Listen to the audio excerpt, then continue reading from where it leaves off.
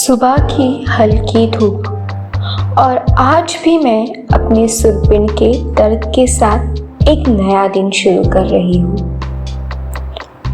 कभी कभी शरीर साथ नहीं देता, पर मन को हिम्मत देनी पड़ती है। आज का दिन भी वैसा ही था। गर्म पानी में ग्रीन टी मिलाकर बस अपने मन को थोड़ा सा आराम देने की कोशिश की। सुरपिंड की वजह से डॉक्टर ने हल्का खाने को कहा है, इसीलिए आज नाश्ते में सिर्फ मखाना और एक केला। कभी कभी सिंपल चीजें भी हीलिंग बन जाती है। आज का छोटा सा गोल 2 लीटर पानी, क्योंकि कभी कभी छोटी छोटी चीजें ही हमें फिर से ट्रैक पर लाती है। आज वरई की भाकरी बनाते बनाते दादी की याद आ गई। वो कहती थी, बीमारी में वरई शरीर को ठंडक देती है। आज भी उनकी बातों में दवा छुपी होती है।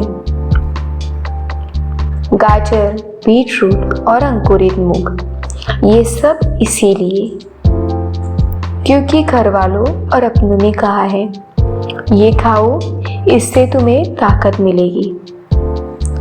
कभी कभी खाना भी अपनेपन की खुशबू ले आता है। थोड़े बादाम का छिलका हटाया, पीसकर दूध में मिलाया, केसर, हल्दी और थोड़ा सा प्यार। इससे हर घूंट में बस यही दुआ थी, जल्दी ठीक हो जाऊं। अपने लिए बिना नमक की उसर बनाई और पति के लिए अलग नमक वाली, क्योंकि मैं नहीं चाहती थी कि मेरे कारण वो तकलीफ महसूस करे।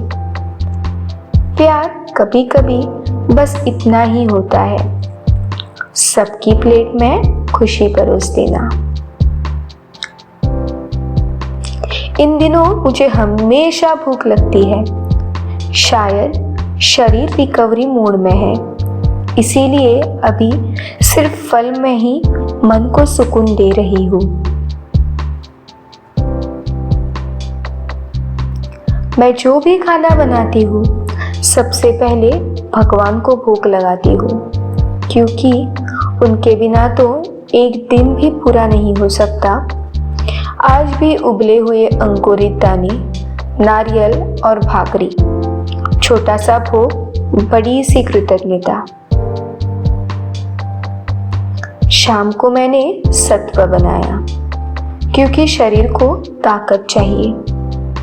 हर कदम पर मैं खुद को बस यही कहती हूँ, हिम्मत रख, तो ठीक हो रही है।